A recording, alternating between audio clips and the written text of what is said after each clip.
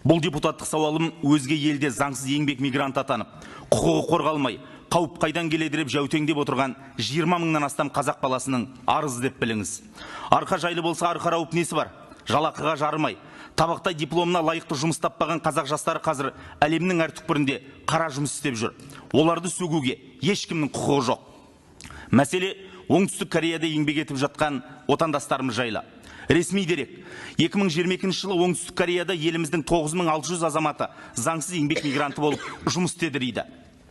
Ал отандастарымыздың басын біріктіретін орталықтар қазір Оңтүстік Кореяда 20 мыңнан астам қазақстандық жүргенін айтады. Заңсыз жүрген еңбек мигрантының жағдайы түсінікті. Азаматтарымыз асқақ сөйлемек түгілі астарлап жағдайын айту үшін де тартынып тұрады. Мысалы, 57 жасар қазақстандық Оңтүстік Кореяға еңбек мигранты болып барып, көз жұмғанда, оның денесін әкелу үшін бала-шағасының жұрттан жылу жинап кеткені есімізде. Одан бөлек, сол елдегі өндіріс орындарында қолынан айырылған, басқа да жарақат алған отандастарымыз арыздарын айтуда. Себебі оларға ешкім ешқандай өтемақы төлемейді. Қажет десе жұмыс беруші оларды заңсыз еңбек мигранты ретінде құзырлы орындарға ұстатып жібере алады. Отандастарымыздың құқығының қорғалмауының себебі екі жақты келісімшарт негізінде берілетін Е9 уақытша еңбек визасының болмауы. Мемлекет басшысы 2020 жылдың қазан айында бірқатар елдерде қазақстандықтар заңсыз жасырын жұмыс істеп жатыр. Мұндай жағдайда еліміздің азаматтары өзге елде тіркеу қиындықтары мен әртүрлі тұрмыстық мәселелерге тап болады деп үкіметке бұл мәселені шешуді шегелеп тапсырған болатын. Бірақ әлі күнге дейін бұл түйткілдің түйіні тарқаған жоқ.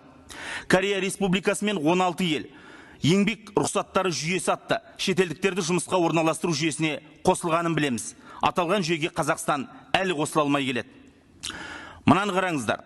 Оңтүстік Корея Республикасының үкіметі Қазақстанның көптеген сұрауларын ескере отырып, еңбекке рұқсат беру жүйесіне Қазақстан Республикасын енгізу мәселесін қайтадан қарастырып, тиісті келіссөздерді жүргізуге дайын екенін жеткізді.